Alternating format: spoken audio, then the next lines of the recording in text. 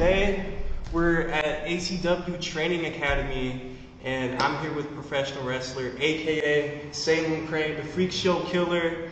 Say hello to the people. Oh, moniker. You actually know the moniker? That's good. So how'd you think of your character? What is the Freak Show Killer? Sure. There's a song by the Talking Heads called Psycho Killer. Okay. And I've always liked it. This is weird. Never really fully explained it to somebody. So my fascination with carnival stuff started when I was very little. My dad's best friends, they lived a couple blocks from us, and their daughter was my babysitter.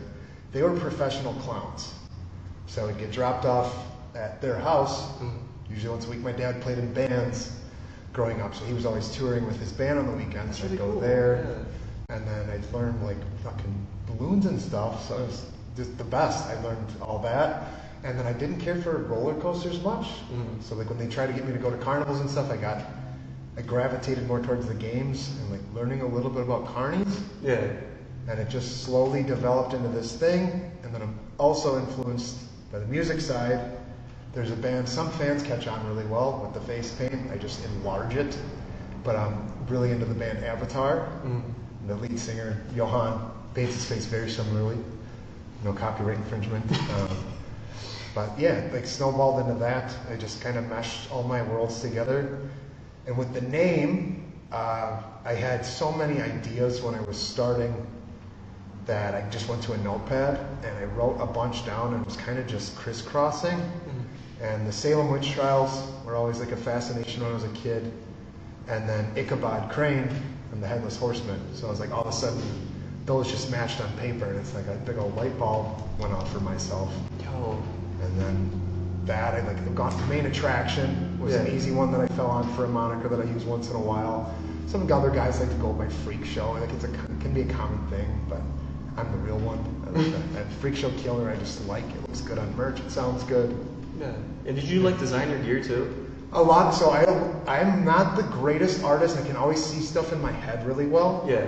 So I use my resources. I'll sketch stuff out and send it to someone that's more talented than I am in the department, and they'll tune it up. And I get all my gear actually through the lady who does Bray Wyatt's. Oh. So Kim Killa, she's the best. She's just incredible to deal with. That's where when I really started realizing that I wanted better gear as I've been doing this longer and longer, just invest in it. It costs a bunch, but I'm going to be able to wear it for a long time now. And then I always get multiple sets, so I can switch different stuff out here and there. She always throws me a couple cool little free things because I've been going there for so long. So if you ever catch those weird armbands I got on, my cousin actually made those, match with her stuff. But there's a couple of cool knee pad covers here and there. That's insane. Yeah, she put a little in my newest vest. The little bit of red here is actually from that red that she used was on the Fiend stuff. Oh. I paid a good chunk of change to get that extra. There wasn't a lot left, but Bray Wyatt was a huge influence when he was doing all this stuff. I liked a lot more stuff before the Fiend, but Fiend is still fine. I just needed something. And yeah, you got to spend money to make money. So. Yeah. You look like a professional. The guy's got good gear. Look like a pro. I love a good set of gear. When somebody look larger than life out there, do everything you can to look better. Yeah. And it makes you stand out more than everyone else. Because I see sometimes there's a lot of cookie cutters out there. That's a phrase I use quite frequently. I don't like that. Normie name, normie face. If you're cookie cutter, normie name, normie face, my eyes are going to glaze over. I'm going to get bored. Characters matter, man. It really does. Look at Danhausen right now. Look at that. He's doing nothing. Man, this is freaking nuts. How long have you been doing this? Okay, so physically active wrestling going 10, 11 years-ish, but I've been around this my entire life. My cousin is Ryan Cross. He runs SSW down out of Kenosha.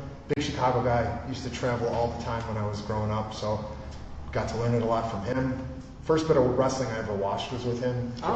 Scott Hall, first guy I fell in love with watching. He was Razor Ramon then. And followed him. I think my first show ever, I was 5. When I went to his first ever, one of his early shows, I was 5 years old.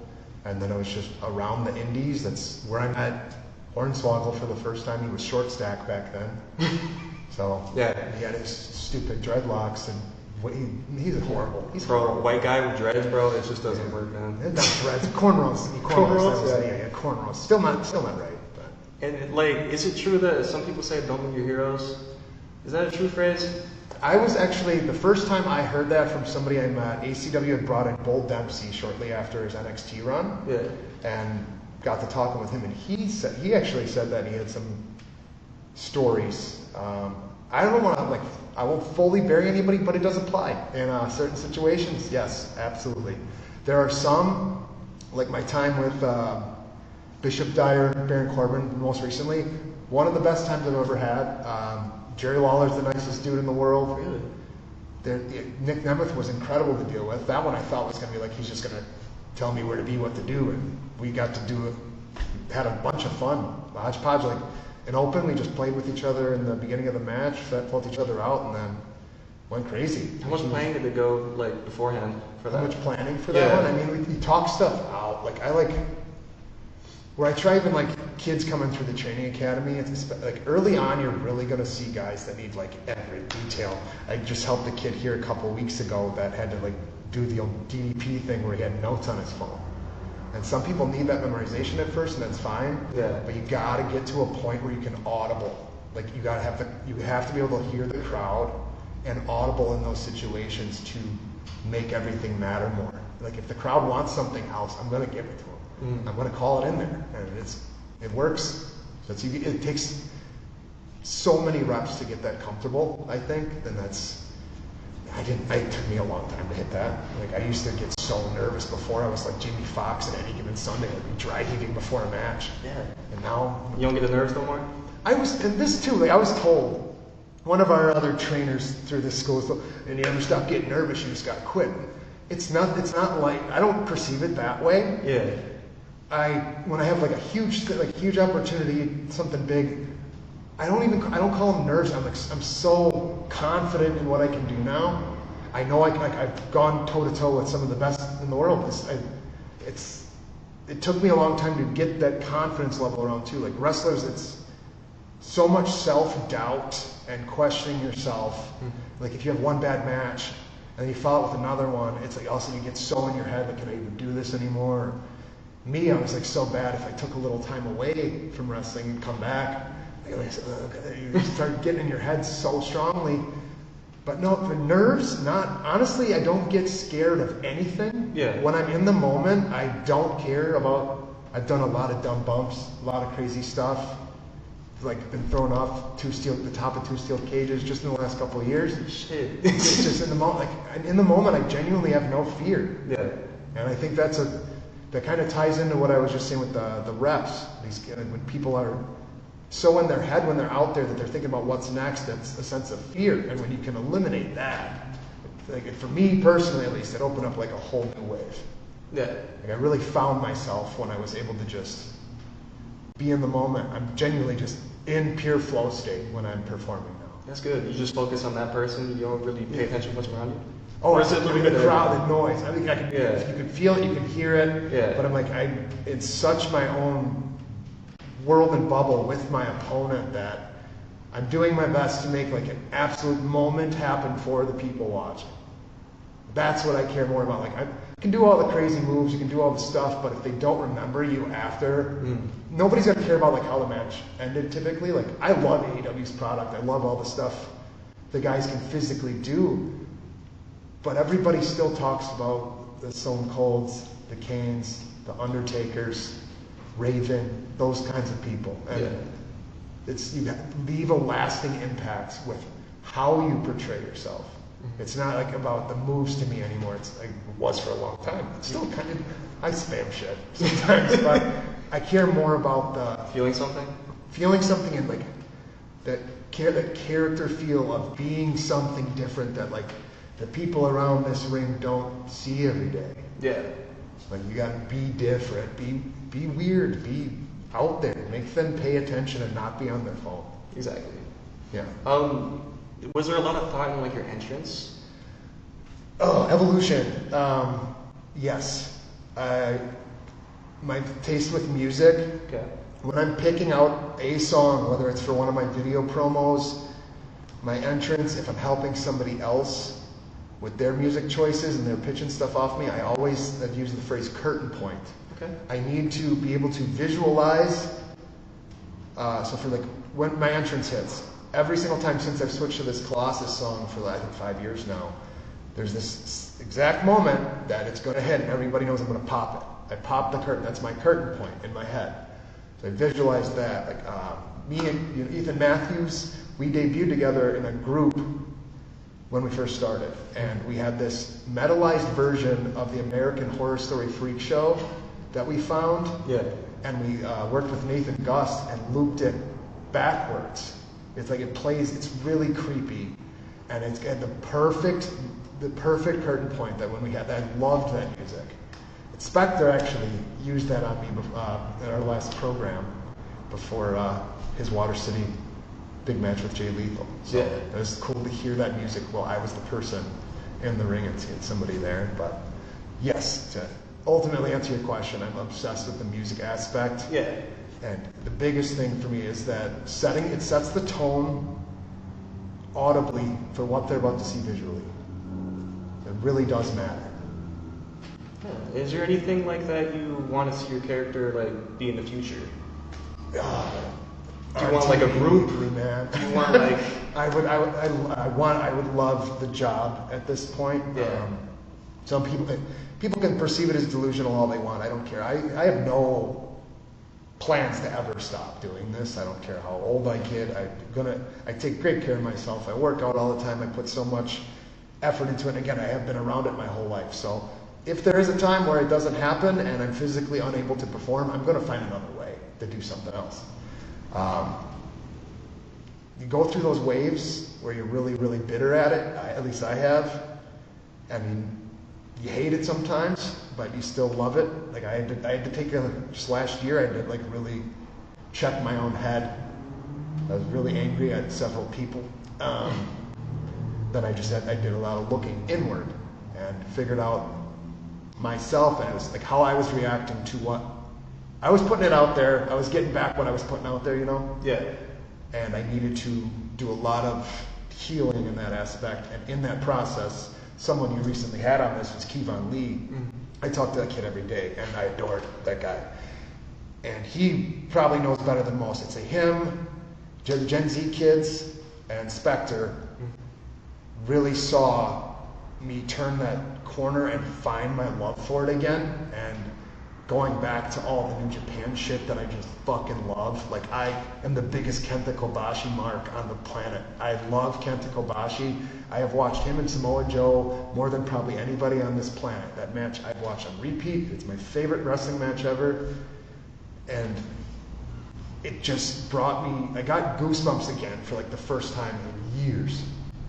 Just finding that love for it again. Yeah. But for evolution of character, I don't know about it. I would always be open. I'm open to whatever. Like I'm like, again, all I care about is creating that moment. Yeah. So it's like, it's just funny to see how it's snowballed over time. Like I debuted in a group. I've been in several groups, and I always end up branching off from the group. So it's like it ends up happening organically. I've been very lucky where like I do feel I get very connected with fan bases wherever I've been a local at. Like Milwaukee, I had this group with Sean Priest, Tyler Patton, and JP, fuck you. Love Tyler, love Sean. Yeah. We got super close during that period. Like we still have a group chat that we use to this day. That was one of the cage bumps I referred to earlier, was with that group. But then with that, the storytelling of that, it just happened that I started, when I'd have single matches and they were like managers with me, or we'd come out, like I just started getting cheered. Like I'm a creepy face painted guy, and it seems to happen regularly that I just start getting this appreciation of sorts where I have to start going that babyface route. So it's like, you can book me as a heel if you've never seen me. I'm going to get the heat. I'm going to do my job. I'm going to be vicious. I'm going to be brutal. But when I'm a regular at places, I've just seen this repetitive thing where all of a sudden it just starts to happen. Like I like the middle. I like that big tweener spot where I can be both. And that's where it's fun for me to just be able to listen. Because then if you're booing me, I'll make you boo me louder. If you're cheering me, I'm going to play into it. Yeah. But I'm still going to be kind of a piece of shit. Like, I'm never a full, clean, hey Oshkosh baby face. Not my thing. Not a let's go guy. Yeah. Do you feel as though you're at your fullest potential? I don't think I have a ceiling, is how I talk to myself, and I'm fine saying it out loud now, which was part of that last year of reflecting.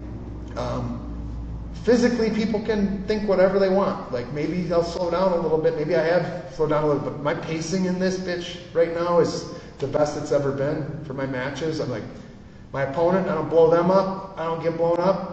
Put on great matches, great stories, and I don't see myself ever getting worse. So I can only speak for myself, and I push myself every day, whether I'm at the gym, whether I'm watching stuff and studying for my next thing, coming here still, trying new moves, trying new sequences. Yeah. If you stop doing that, then sure. But I don't see myself ever really stopping. Yeah, that's good. I'm not gonna. Even now, I'm not like Joey Avalon's the man. Guys on the road all the time. He's insane, yeah. Him and Sierra, everywhere. Loved them to death. Was blessed to ride with them several times. I can't travel like that currently. Yeah. I had a lot of. That was part of that last year. I had a lot of real life stuff come up. That whatever. Respect the hell out of them for being able to do that. I would love to get there again in the next year with my life getting real cleaned up and back together. Yeah. But my job too, man, like the real life aspect, my job's so physical, which it helps me in here because I get massive cardio every day doing that. But yeah. Really I don't know if I'm so happy. Like, I got married, and my wife, she wrestled for a while too. That's cool. Love my wife to death, so it's like I'm in this weird spot of I can't get enough of this, but I also can't get enough of my home life. It's like I want to be by her all the time, but I also want to wrestle all the time. Like I think about it all the time. It's one or the other. I'm a two-track mind, I guess. It's like I'm thinking about one or the other all the time. Yeah.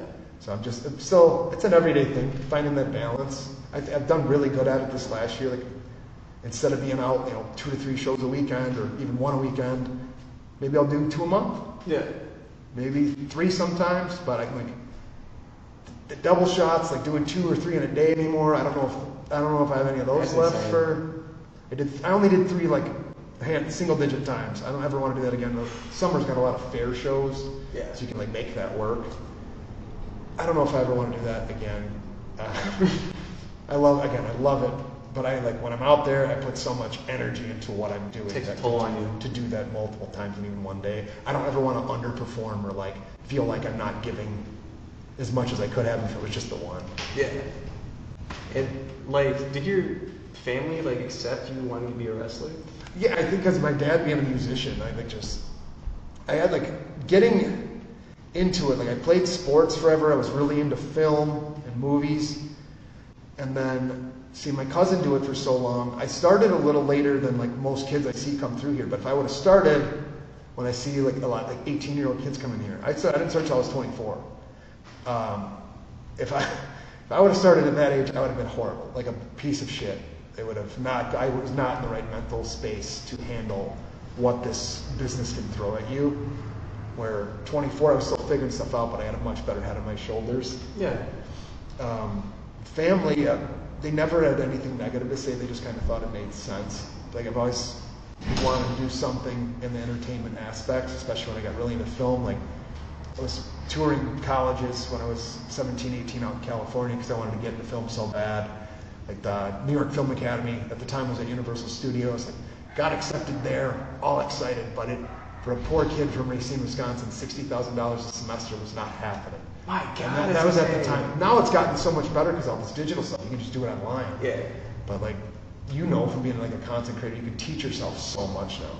So it's me, I've done digital classes to make my promo skills better. I like filming shorts with my friends and stupid stuff, but I didn't have to drop the 60 grand there. So I get to do the best of both worlds. I got that film interest that I can put into this thing, but then I can also just go film a stupid skit with my buddies on the weekend. Yeah, that kind of leads to my next question. Is how did this company even teach you how to do mic skills? That's always been a debate, I would say, without any negative twist on it. Not in the first few years, and from my perception and experience, promos were not taught. All mine was everything I'd seen, self-taught, and then my film background, just taking risks on myself and figuring it out. By the time I believe I saw Gen Z, like your boy Roy starting to train, is when Colucci himself started doing some promo classes. And then they were like, I'd get videos from like the trainees, like they would do a heel one on like one of the trainers and a babyface one. So that like it started them where they'd have to go home, film something and send it in. And then we had a backdrop over in the corner there that they would do some live in front of the class. I wish it would be more regular. I think that it's such a key component of wrestling. It really is. And there's really not many guys that I personally see cut like a live promo on shows anymore. It's weird. That's a huge skill in itself. Like being able to just act on the fly and stuff. I don't like, even like on TV, I don't like when they go out there and it feels so scripted. I know. I don't like that. I don't like scripting my own stuff. I usually go in with like a general idea and just play. Yeah. Adults don't. People don't play anymore. Just play. Yeah. They don't go off script. They don't just play. It doesn't feel real anymore. Like, no. Punk stuff those last few months with Roman was a blast. Phenomenal. Yeah. And then Mania was Mania. It was whatever. But the build was finally good. And like some people don't like MJF stuff because he does the cheap heat and he swears and stuff in their promos. It's so good. Makes you feel something. Yeah. Like you said. He makes you boo him every time. He's a good heel. Yeah. He really people is. like don't like in like modern wrestling, I feel like a lot of what's lacking when it comes to that mic word is a sense of realism. When you script something too much, or you're saying the rah rah rah, that 2008 style, it doesn't hit anymore. It doesn't. Yeah. Fans kind of want a little bit of kayfabe back, and like the last year of my promo work personally, I've just been. People can't tell if I'm shooting on somebody or if I'm working them, and that's my goal every time. I want you to think I really fucking hate who I'm talking about. Maybe I do, maybe I don't. That's up for you to like. I think it like helps people buy a ticket to come find out. Yeah. And that should be the goal for anybody doing a promo. You're supposed to like put butts in those seats to make them care about what you're doing. The promos help so much in that. Do you feel like it is as though you did that? This last year has been the biggest stride I feel like I've found in that, because again, really not caring about anybody's perception of me at this point. I just don't give a fuck. Yeah. I genuinely don't. If anybody has anything negative to say about what I'm saying, they're saying something about it. Yeah, you're doing something right. I don't care that. Yeah. You're watching and you're paying attention and you have a comment to make on what I said, great. Yeah. See you at the show. Yep. That's perfect. Yep. Who do you think has the best mic skills that you've seen so far? Like indies or pro? Like I'd say like the indies, like people you know. Man, I love a good Avalon promo. He pops me so hard. Adam Grace makes me laugh every time he does this stupid intro. Drake was on a little thing for a bit. Drake Daniels was doing all right there for a bit. He's a good friend too. He makes me laugh. Oh God, overall though, indies. I mean, Bravo down at AEW. He's a manager dude. Does some good work. He gets the crowd to hate him. Probably, honestly, Joe Alonzo, man. Joe Alonzo fucking shreds on the microphone for like Midwest stuff that I can think of. I really like Joe. That last program he did the last year at AEW was something to watch. Like whether you got to see it in person or digital, that dude was frying that crowd. When you're getting "fuck Joe Alonzo" chants, you're doing damn good work. For real. Yeah, him and Avalon, man, those two really stand out in my brain with that question. I was thinking like Hunter James. He doesn't really say Hunter's anything. grown, man. Like that guy. I feel like I've told him to when he first started, didn't like him. Yeah. I'm a little hard to I'm this weird middle ground where like I'm friends with all the young guns, but I know all the old heads. I still expect some of the old traditions, like introducing yourself and stuff. And that kid wasn't taught that. Yeah. In fairness to him, he's gotten so good at it when I've seen him go to other locker rooms now.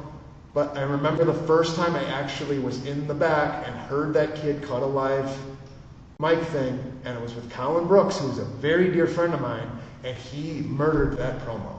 And then now I'm going to pay a little more attention. Mm-hmm. And then all of a sudden, like after that, I see him like he's starting to. I think he was just kind of finding himself, like I referred to earlier. Yeah. Discovering what his role is in this. And yeah, his mic skills. If he can sell his matches with his mic skills, that's all it really takes. I mean, Hulk Hogan could do 3 moves, and as far as everybody's concerned, but he can sell a match. Ultimate Warrior, promo, yell, make some noise, push, sold a match. Yeah. Macho Man though. Macho Man could sell. That man was freaking legendary. Cream of the crop, best promo ever. Yeah. But like the thing with Hunter James, I noticed that he doesn't really need to talk, but he does everything in the ring. Okay. Like, he really gets in the crowd's head. That's The one thing situation. I noticed about him when I first seen him in Milwaukee, because I have never been to any like. The first indie show I ever been to was probably in Green Bay. Rough Rider Rashawn, have to get a Greek solid. He got me into it because I'd never seen an indie show. Okay. And then He knows my cousin Ryan Cross from many moons ago. When you see Rough Rider next. It's just he sticks out a lot. I noticed, but I don't know. He has a bright future, I'd say. Yeah. I mean, just got to keep working. Yeah. And I feel like I hope he'll that eventually get there. Yeah. Seeing the other kids getting a lot more reps now too, and he's one of them. He's getting a lot more work, and he's putting himself out there more than when he first started, which is the biggest thing. Like a lot of kids get in their head and like stick to just the one place for so long. You gotta get out. I was guilty of sticking just here for way too long. Yeah. And you start traveling, branching out, and hopping in cars is where the magic really happens. When you start networking, meeting people, and that's the stuff. What do you feel as though wrestlers take the most for granted? Time. I'd say time without even thinking about it. Whether it's like how long they can do this. Like this could be over in the snap of a finger. You could take one wrong bump. Could be a bump you've done 1 trillion times. It could just be over. Yeah. So I'd say that. I mean, you could apply that to the car rides with the boys if you're in a good car. Those times, the ones I can look back on, I'll have with me forever, unless I take the wrong bump. And overall time, and then me personally, find like balance also applies at that time, like knowing where to invest your energy, where to invest your time. Don't miss out on this, but also like don't shaft those that helped you get there, like by cutting them short. Like you hear all those stories of like I missed funerals, I missed this, I missed my son's graduation. A lot of the wrestling's still gonna be here, man. Go to the fucking graduation. Exactly. Go see your family. There's a lot of guys like I was told that so much, like watching all the guys I watched growing up, like a lot of them.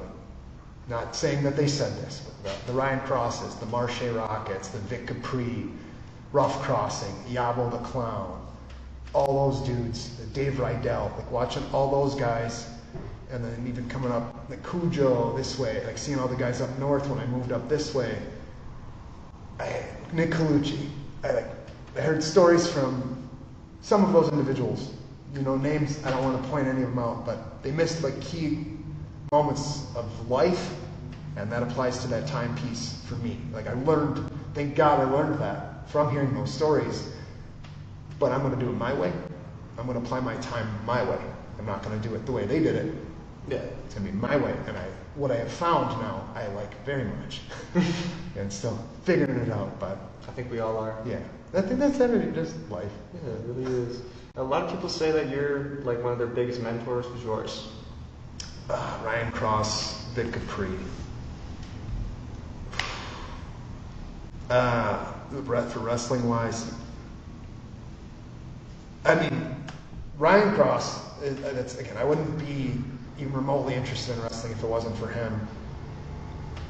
And he's good, we're both good when we have our weekly phone chats, is to this day, we call each other out on our bullshit.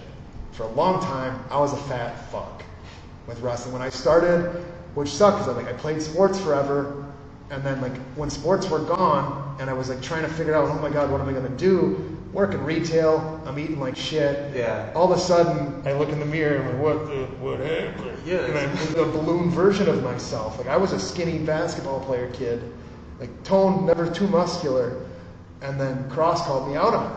Like if you're gonna start wrestling, you gotta. And then you ever seen Vic Capri? He's fucking. You're old, Mike, and you look like that, and it makes me angry. You still look better than me, and you're like 50. I hate it. Like Vic Capri, that is like the standard of like. I like body guys in wrestling, man. I think it's part of that thing of looking larger than life. I mean, Cross is now in his 40s, and he still looks tremendous. It's rare. Like honestly, you just gotta want it. Like that's the thing is it used to be a standard. Yeah. And like I understand that there's like characters that can make it work around it. Like you got your Mick Foley, you got like all these guys that work around. But then like look at that like early 2000s Vince McMahon era of like it was just body guy, Hornswoggle, body guy. Like that it obviously not all of them panned out, but like you look at Stone Cold was a huge dude. The Rock, huge guy. Like all these dudes that made you believe what they were doing in there looked like they were on the stage creates that pedestal. This ring creates that pedestal. Make it even taller by making yourself look larger than life. So I would give those two the credit more than anyone on getting me in shape and getting my shit right. I'd say by far Vic Capri and Ryan Cross and figuring my shit out. Yeah, I really like that answer. Like a lot of people that I said like look up to you, like you got Kevon, you know, you got even Hunter James said that too. Wow. We've had some really good talks the last couple of months. Like he's actually like, I don't know what like, I don't know if I have chronic bitch face sometimes. Like I'm really polite, and if you're gonna talk, I'm an open book. Like I will talk about anything and everything with anybody. But like if I don't, the way I've like tried to explain with Hunter James is the example. When you're like coming into wrestling, I have been here. So it's like the way I've tried to explain it to these younger kids is like it feels like when somebody new comes in, you're coming into our house without knocking. You just walked in the door. When you like just come introduce yourself. I shouldn't have it. Me and other people throughout this band disagree on this, and that's fine. They think it's an old school thing. You don't have to go shake everybody's hand anymore, but at least like let me know who you are. Yeah. Like say what like tell me about your character. Tell me like how long you've been doing it. Whatever. Just like I want to put a name to the face. Like I don't want to just see the face and be like who the fuck is that guy and tilt my head. Like. Just Hunter and me talked about that once, and it's never been an issue ever since. And now again, I see him do it. Now other people know his name. It's like part of the networking thing too. Like you gotta get your name and face out there. You can't do that if you don't say something to somebody. Mm-hmm. This business is not for the shy. I see that. I'm like very shy. It's weird. Like you see how much I talk now and how loud I am now. Like I was a very fucking shy kid, and this like I found myself in this, so I understand. When I see someone walk through the training doors and they're quiet and timid, I was that. But if you want to do this, you gotta they say break out of the shell. You have to explode out of that bitch. Like evolve like a fucking Pokemon. You gotta want to grow. Yeah. You have to. Yeah, you have to break out and just not care. You gotta try new things too. A lot of people don't do that. Go jump out of a plane, skydive, do some weird shit. Get a rush, you know. What do you look for in new guys when you're wrestling? I annoyingly feel like me and Dylan Swaggle have gotten into it over the years on that. Like I just have an eye for it. The biggest thing I care about is the desire, and like that's where like I'll give you a pass if you show up a little out of shape when you first start. I was shy. I was, but if you're in here busting your fucking balls, asking for more reps, asking questions. Asking what to watch, like just ask the questions and try. That's the biggest thing that stands out to me. It's like I've seen guys that have walked through for like the open tryout days that are jacked out of their minds and they can't take a bump and then they just quit after being here once. And then there's other guys like Austin from Gen Z, who's a fucking used to call him Big Boy, like that fast food logo because he was a little chubby bitch. Yeah. But he came in here and he busted his fucking ass, and he can. I've been watching him do 450s at camp now. Holy shit. I'm like, what is this shit? That's insane. He can put like his leg around his head and stuff. It's weird, but like nobody I think grinded more through this camp from my perception than your boy Roy. Like everybody in his initial class just quit. so he like had to start over, and then like he just kept hanging on and hanging on. That's insane. Like his whole class basically quit. Nobody lasted. Just like I've seen hundreds and hundreds of people come through, and I can't now. The ones that didn't stick it out, I can't remember those names. So they didn't, like when we were talking about before, they didn't take the time or like have the desire, I guess. Yeah. And it's okay. This genuinely isn't for everybody. That's a big part of like my disagreements with other people throughout the brand. People might not agree with that. That's okay. Some people got to just buy tickets and watch the show, and that's totally fine. There's so many avenues of pro wrestling, but to actually physically do it and be in it, it's not for everybody. And a lot of kids learn that their first time in a school setting, at a camp, like taking their first couple of bumps and realizing it's not fun. It hurts. But talked about getting a rush earlier. I remember the first time I took one, and I felt that like through my whole fucking back and my head. It's like when some lights went on. I'm like, oh, I'm into this shit. Yeah. I'm a bit of a masochist anyway. I think it takes some of that. You got to enjoy that, or just have the highest pain tolerance imaginable. A lot of people complain like every wrestler bitches a little bit, like if they're sore, unless your name's Kevon, because you'll make a bump once a month. He's bumping everyone else. Yeah. Believe me, Tanners, I know. Well, yeah, like this mat too. It's like actually like a lot. Yeah. Like, getting slammed on it, I'm pretty sure that hurts a lot. Yeah. It's not great. No. But again, like in the moment, I don't think about it. It's just there. It's the canvas. It's literally called the canvas, but it is just the canvas for the art form. Mm-hmm. And I've seen that like even at most shows, there's not even like padding like on the ground. Usually, the average quarter-inch of foam. Oh, you mean around the ring? Around the ring. Like, that's why everybody, when I see the cool bumps on TV where guys like fall into the sound. My dumbass when I was younger, like I took one from Colucci where I got hit off the apron, I fell on concrete. Like I did that dumb shit. Like, you see how the crazy deathmatch dudes down in Milwaukee, man, like Dysfunction's a legend down there, and he does his Insane 8 show every year. I can't stomach that shit. The stuff like Bobby V does crazy shit down there. I've seen Vic Capri on those. Like I can't. Tyler Patton, he's a deathmatch freak. Like that stuff. Orrin Vite, like all those guys down there are in an element of wrestling I cannot personally handle, but I'll watch the clips. Yeah. I like the adrenaline rush, but I'm like such a 80s, 90s guy with like a modern New Japan twist, if that makes any sense. It's like I like the character aspect of wrestling, but I'm not going to be bumping through the fucking glass and shit. Yeah, I don't know how people do that shit. It blows my mind, but people like that ooh-and-ah effect too, and respect to those guys, man. Not me. It is really entertaining though when people like bring in like trash cans or. Like, I'll do that all day. Like I've done some like hardcore stuff, but like when it gets to like fire, glass, I haven't done the light. I actually haven't done light tubes. That seems interesting. Yeah, I've seen like a couple clips like from certain wrestlers around like Wisconsin area. Check out the ICW stuff in Milwaukee if that interests you. That's Kevon's there all the time. Spectre was there for a while. I know like Boone's getting down there. Dysfunction's ran that for a long time. The crowd's very into it. How do you think your peers would describe you as a wrestler? Oh man. And as a person? Oh, that is such a deep question. I don't know. Like I feel like I'm super easy to work with, especially when it comes to wrestling. I like to be very giving. I hope they perceive me as that. I notice when I'm working some of the younger ones, like their first time, there is a sense of nerves there, but I try my best to be as accommodating and like helpful as possible. I don't care how many times they have to go through the match. Like if they got to call it back 90-something times, I genuinely don't care. I got nothing else going on until we go out there. So just whatever's gonna make you comfortable. But like they know, I feel like they know that I'm gonna take care of them.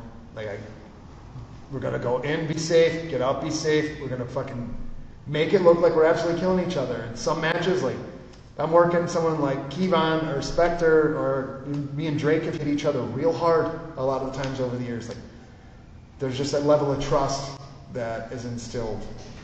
Or like Shaq Jordan, we worked for one time ever, and we just had instant chemistry.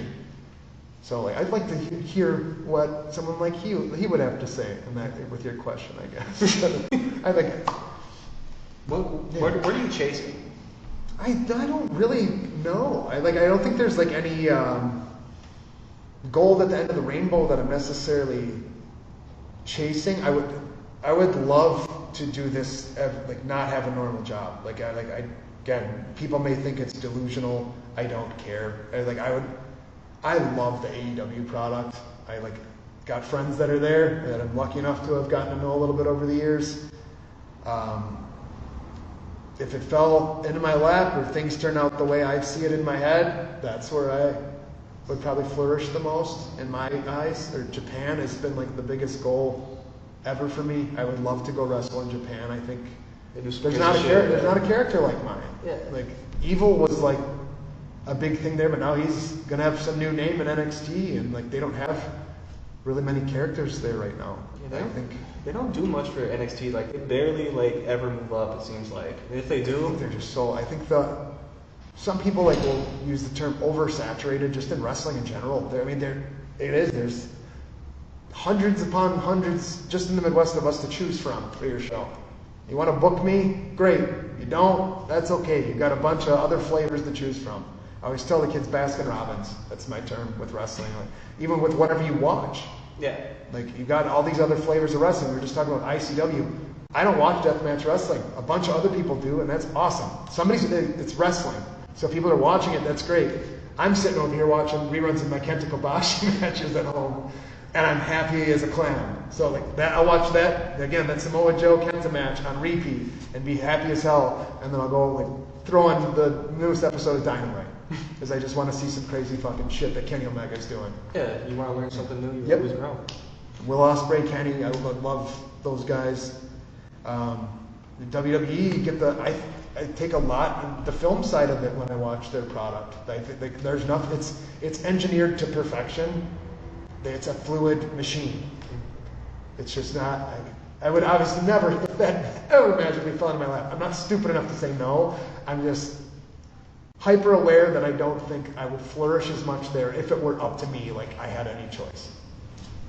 Yeah. I think I would do much better in an AEW or New Japan setting than I would at a WWE setting. And that's great. That's okay. Yeah, Baskin Robbins. Yeah. That's Baskin It's Robbins. still big leagues too. Yeah. Like, even what you're doing, I still consider that the big leagues. It feels like that's why that's why I think why I'm saying I'm not like chasing anything anymore. Where that led to a lot of that bitterness that I referred to before. I felt like I was putting so much pressure on myself to get there that's when I started to hate shit. And now that I've let go of that, and if it happens or when it happens, tremendous. I'll be there for it. I'll still be doing this though, regardless. If it was there or not, and been around this my whole life, that's pretty cool. Being able to still do it and in my opinion, at a very high level. I can go with anybody, book me against anybody. I'll put on a hell of a show, and I'm confident in saying that. I know I can do it. It was the most. Those are probably the most two surreal ones I had. They had the biggest compliments ever after Nemeth. Everything that happened after that match was not discussed, was not planned. Dylan didn't put him up to it. He just literally after the pin, he said, "Thank you so much. You're so fucking good. Stay there." And then he rolled away. I'm just staying selling, following orders. And then everything there that happened with the putting the classic babyface over. Some shows will make that a planned situation or work or whatever. It was genuine in the moment, and he was waiting for me at the curtain the second I got back. That's cool. And I was lucky enough to then sit with him and Tyler Breeze and talk to him and pick their brains after. And he was the biggest one of we kind of talked about that oversaturation. He really just told me all he perceived of me was that I just needed a viral clip. He's that's really all it takes anymore. He's you can clearly work. He's you're really good at it. You're better than some guys that have worked on TV, but you just need a viral clip. He's I don't know what more to tell you. It's so. Isn't that insane? It's bittersweet to hear. But and Corbin was the greatest. He's so fun. I'm lucky enough that's one I got to exchange information with. He'll text me and see how things are going.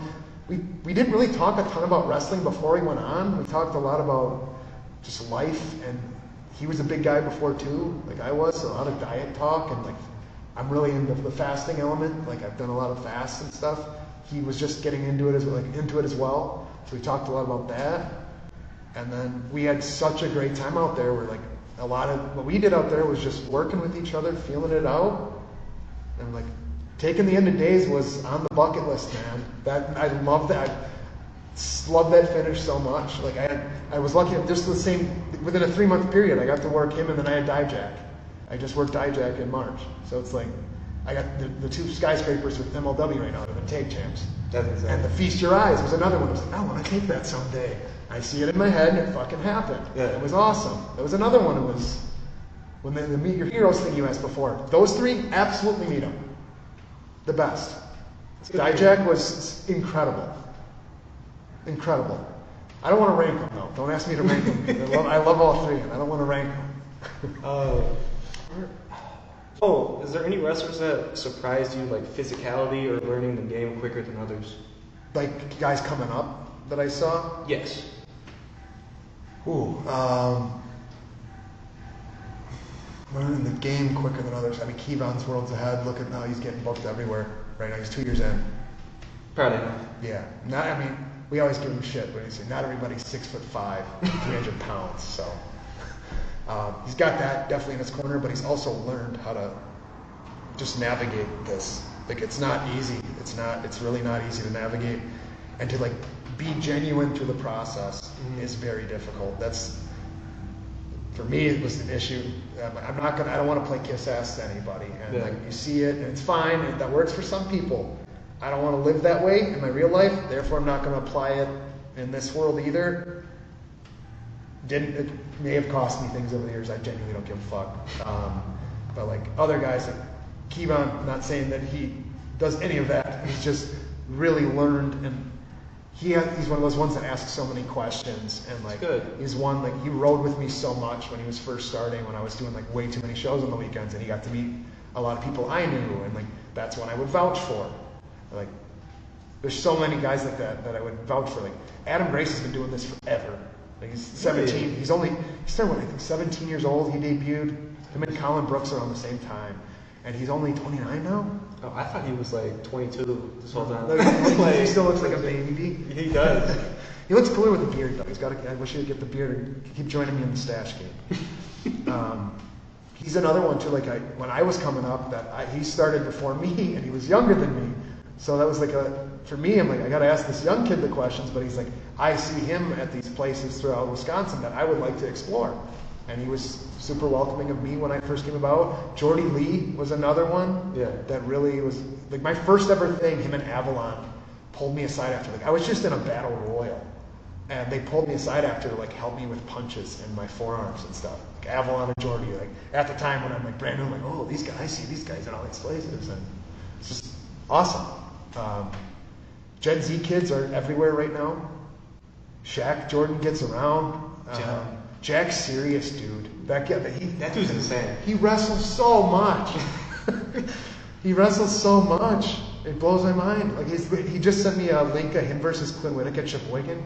Quinn Whittick's another fucking awesome dude if you ever have the chance. Okay. But yeah, Jack, killing it right now. That's another like I would vouch for a million times over. I was always telling like when I remember when him and Kevon were like even first meeting, I always like looked at Jack and I'm like, I imagine you in 5 years. I imagine you in 5 years. When that dude, like he's still so young, like when he fully fills out and is the man Jack serious, he's gonna look like $1 million and he can already work worlds ahead of most people. Does so much cool shit. Like, and then those guys down there too, like fucking Zach Hendricks got in shape. He looks great now. I mean, Doc's back, so Country Air's tagging again. It's fun to see. Zach's another one for guys in the Midwest that's really gotten out there and tried to travel more. Isaiah Moore is probably the king of it, though. And he takes fucking Twist and Flip kids. If you've seen them, they're always with him. Thomas Haim, dude.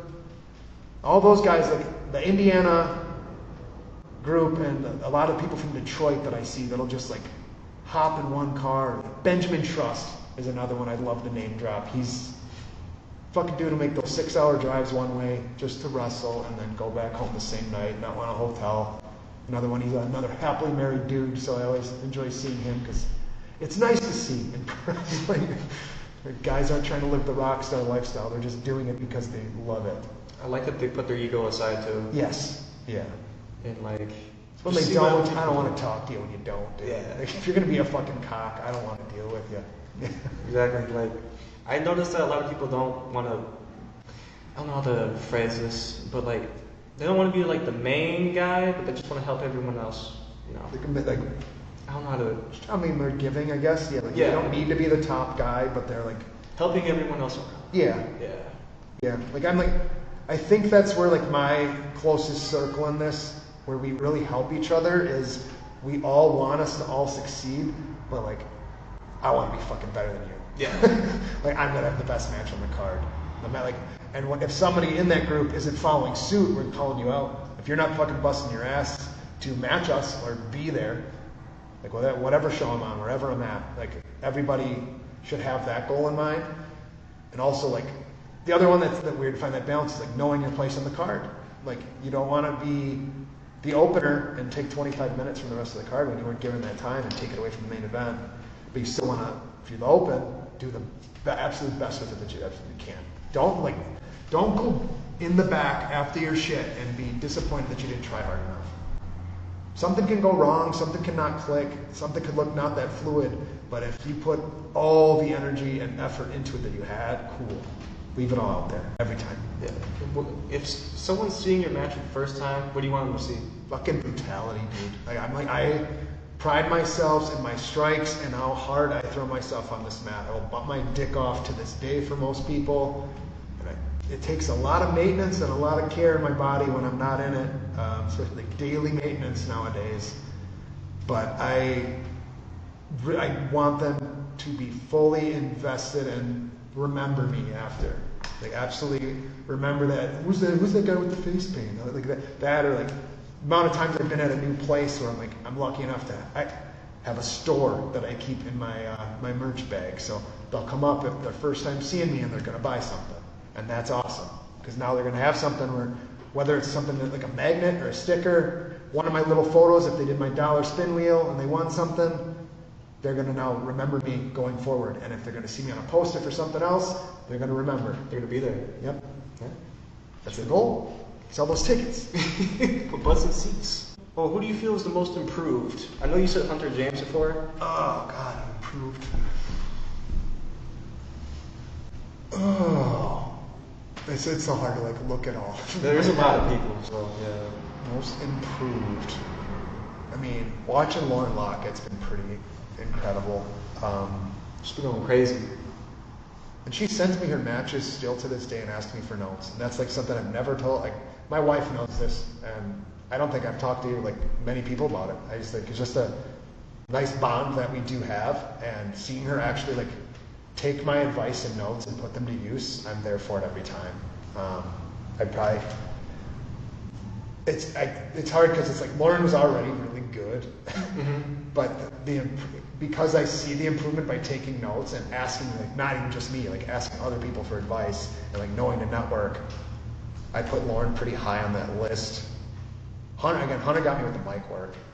I gotta like actually genuinely sit and watch another match of his though. I'll be honest with that. I haven't watched a match of his in a while. Ooh, trying to go through everybody even in Chicago. Like watching my cousin Jordan's been crazy since he was so young. Now like he'll go try to put 25-minute barn burners down too. Damian Walker's improved a shit ton, and he lost a lot of weight. Oh, yeah. But I'm good with those. I'm good with those for now. pretty solid. Do you have a dream opponent in like the indies? I would love to work Joe Alonzo at some point.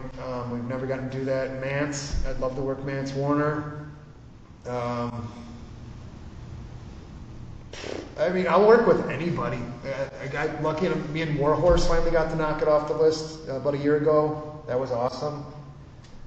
Me and Sierra have actually never worked. I've never wrestled Sierra. Wow.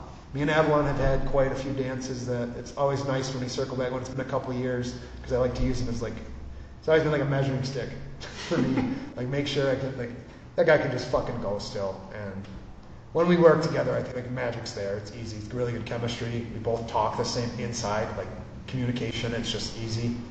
I've never gotten to work with Jordy Lee for local. Me and Ethan haven't had a singles in like 3 years. Dang. He's incredible. That's one like me and him are super close to. Like we haven't had a singles in a long time, especially like since he got fucking shreddy. We both figured out how to get in shape like later, so we both give each other shit on that. Yeah, for other like indies, like, me and Isaiah Moore have never worked. That Thomas Aid kid that he's got with them, I'd love to work with them too. Yeah, it's endless, really. I'm like one like name wise, like dream wise for me, like Kenny Omega I consider the greatest overall like in-ring performer for me. I would love it, but if that just magically fell in my lap somehow, some way before he ever hung it up. Kyle Fletcher, that's one I would love to work with. Yeah, indies, anybody, anytime. Like, just make it happen. But yeah, the Warhorse one was really high on my list for a long time. That was super fun. That's really cool. Yeah. If I could have, like, for me, if I could ever interview anybody, like, a wrestler-wise, Yeah. I'd want Rey Mysterio. Oh, Because it's, like, endless. Endless of stuff. Yeah. And, like... Still can go. Yeah, he's, like, 51, 52? That makes no sense. Bro's been doing it since, like, he was a Yep. kid. Like, Yep. bro, that's insane. 74 knee surgeries, and he still can move around like that. I don't get it. Bro's a freaking legend. Yep. And, like... He's arguably the best ever, like, he overall. Really got me into wrestling. That's awesome. But... yeah, that'd be cool one day. Is there anybody else like you'd want to wrestle? Like maybe like if you could pick someone from the past too. Kenta Kobashi without thought. I would go back and forth chop wise as long as I can. Like if you ever there's a match that the clip goes viral every few years of him versus Sasaki, and they go back and forth for 4 minutes before he finally hits those machine gun ones. That would be the number one I'd ever want. Otherwise, Tetsuya Naito out of New Japan. Yeah. I would adore that match. Oh man, there's if we went down the Japan route, it's never ending. Like, Tomohiro Ishii, I do you've seen me work. I spam seated lariats because of him. There's so many Japanese wrestlers I'd love to work with. Who do you think is like the most like underrated wrestler? Underrated? Yes.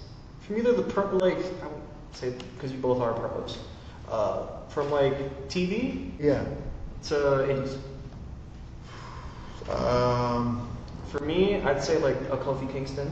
Yeah, he's really great. Shelton Benjamin. That one's, but finally getting his due when he was doing this Hurt Syndicate run that he's had has been so good. Him and Drake was a lot of fun at Con it was a year or two ago now. Was it last year already? I don't even remember when that happened. Underrated. The one that bothers me that I feel like some people forget about when I have like the debates of the greatest of all time is honestly Kurt Angle.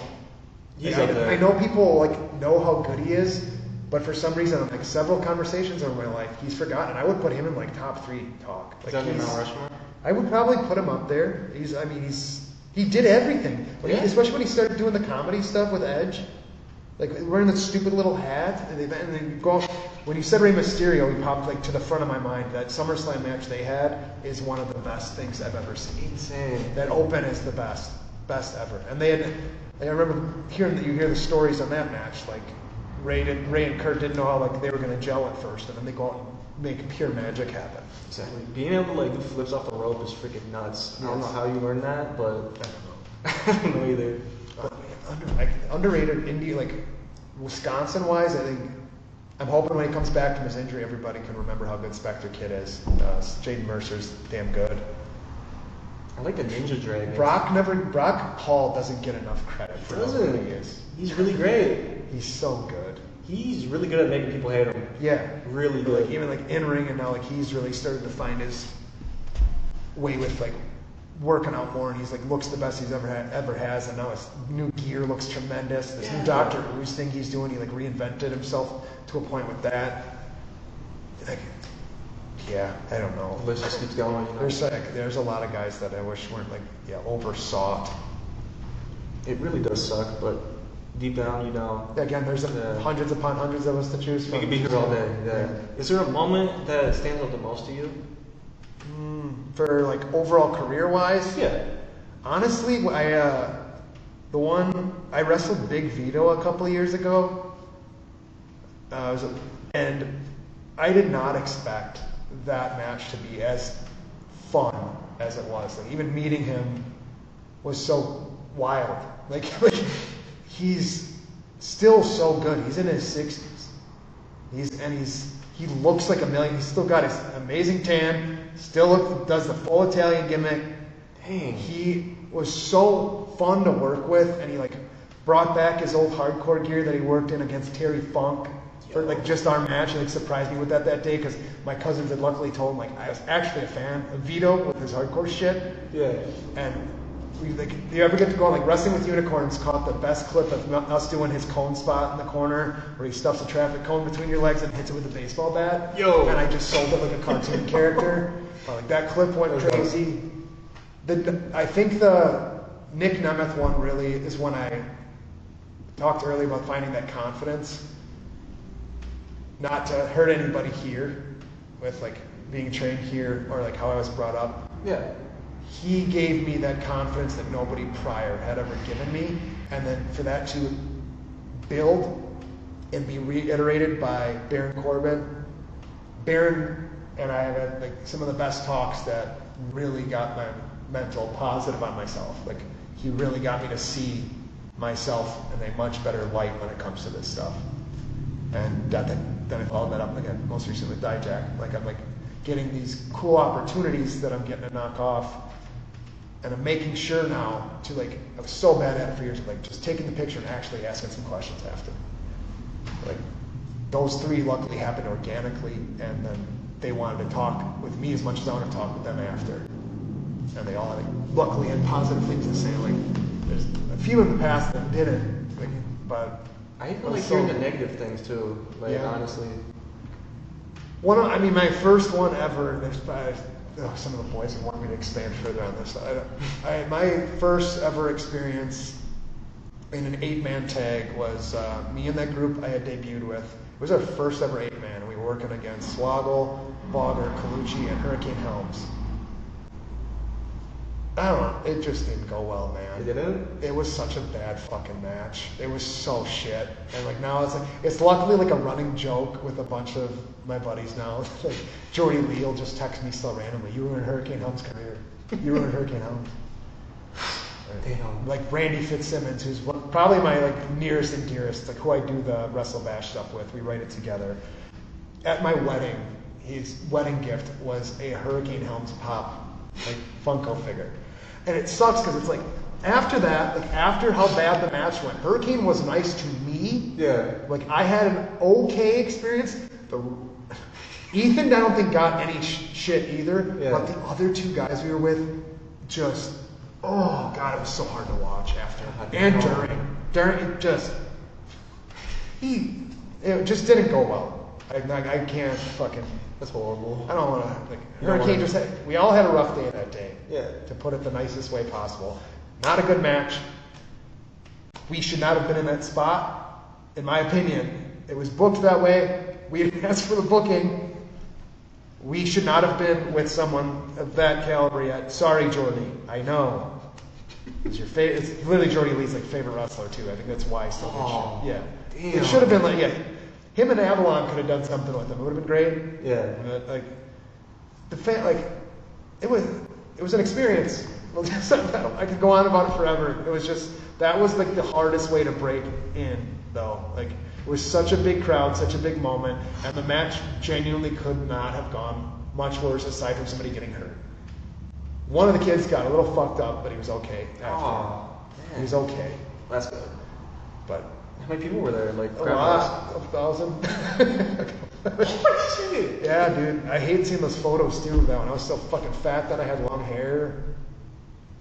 What made you get rid of the hair?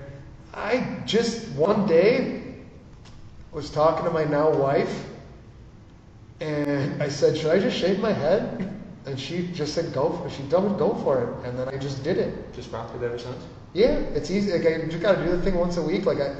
Beard's recently gone. That threw a lot of people off. I remember Colin Brooks didn't know it was me when he first saw me at a show for a little bit. I was like, I like just mixing it up every once in a while. Otherwise, it just gets stagnant. But keeping probably gonna keep my head like this, and I'll just play with the facial hair over time. Figure it out. I remember pitching when I wanted to shave my head to Dylan prior to finally just sending it, and I told him My Chemical Romance, when he shaved his and bleached it blonde, I almost did that. Like if I let my hair grow super fast, but I'm like, I've thought of doing that for like that weird mid-2000s look of just bleaching my hair, still having dark facial hair like a complete asshole. That'll probably happen at some point. The wife won't like that one at all. Oh man. She didn't like this at all either at first. She's come around. Coming around? Yeah. And just like maybe 2 more questions. Okay. So how do you stay in shape? Like what's your workout routine?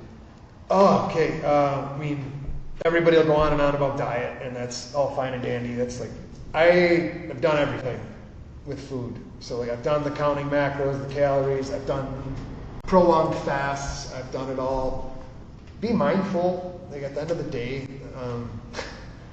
but you want to build muscle, you obviously you gotta be in a bit of a surplus for a period of time. And lift, you have to lift. Like I lift so hard, like it'd go minimum 3 days a week with my job. It's pretty physically demanding. I love to get 4 in.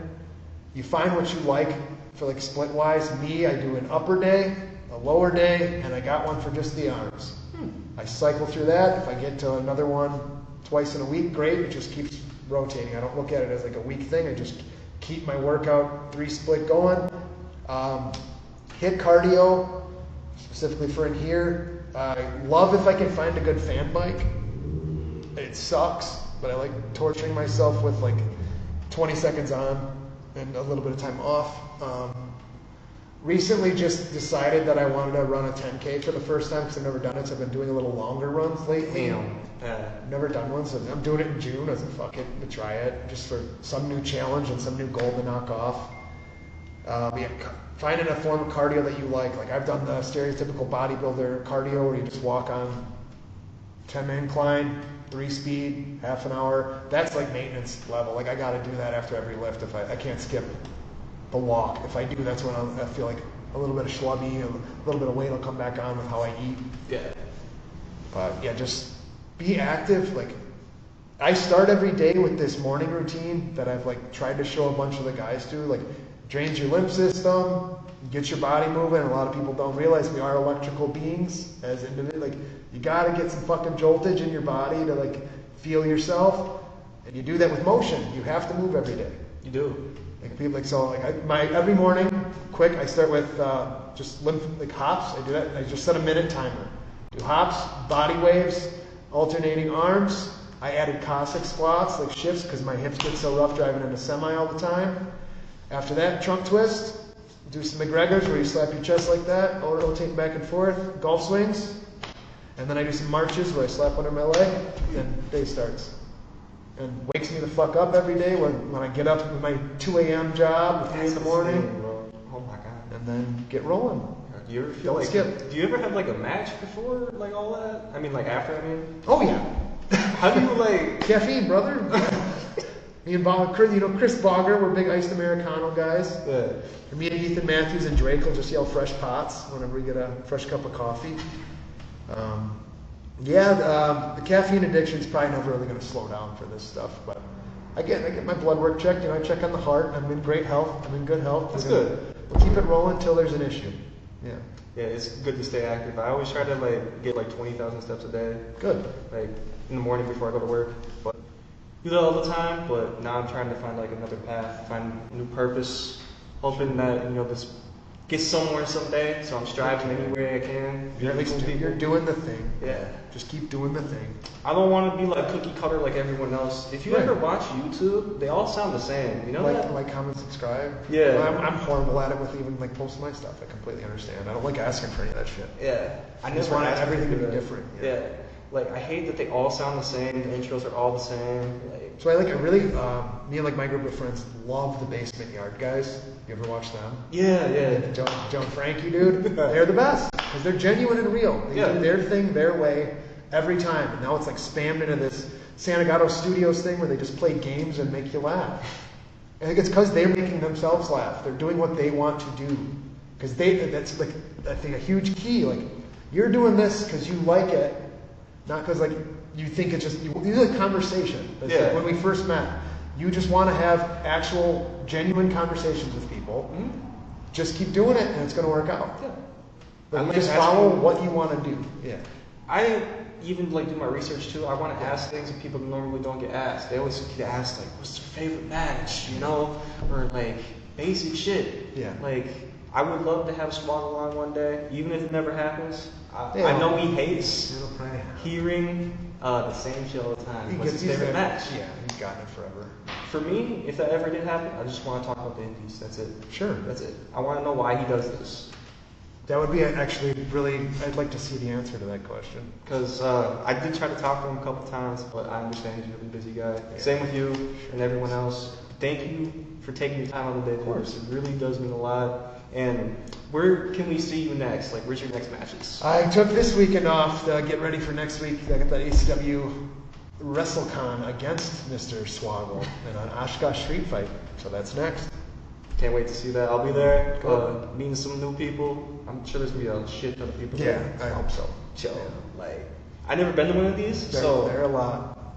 like, They're a lot. It's is it like down the street? Like, where's the venue? the convention center. So it's got, you know, down Main Street, there's the bridge that goes over the water. It's that huge thing right in the water. Yeah. Shit. It's a big Yeah, venue. that's gonna be really cool. But yeah, thank you, and For sure. thank you for your time. And I'll see you guys in the next one.